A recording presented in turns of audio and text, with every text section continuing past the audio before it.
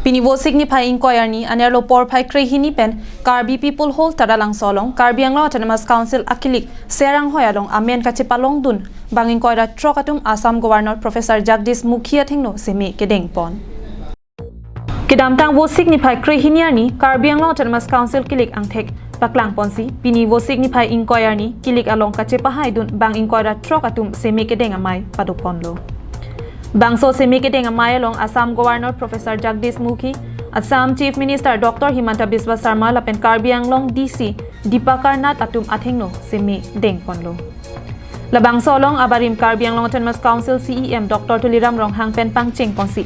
Kaddu kawe siang hoy kachepahai dun abang phubang phia tumdo anta seme deng ponlo. Alang nitumpen seme kedeng ponatengki Indian aron mati Indian Constitution aron aphan Croisi arnam angno seme denglo.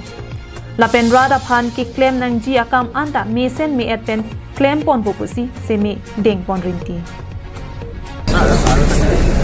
অসমৰ মহামান্য ৰাজ্যপাল doctor Jagdish মুখীৰ সন্মুখত শপত বাক্য পাঠ কৰে আৰু আনুষ্ঠানিকভাৱে নৱনিৰ্বাচিত স্বায়ত্তশাসিত পৰিষদখনে দায়িত্ব গ্ৰহণ কৰে।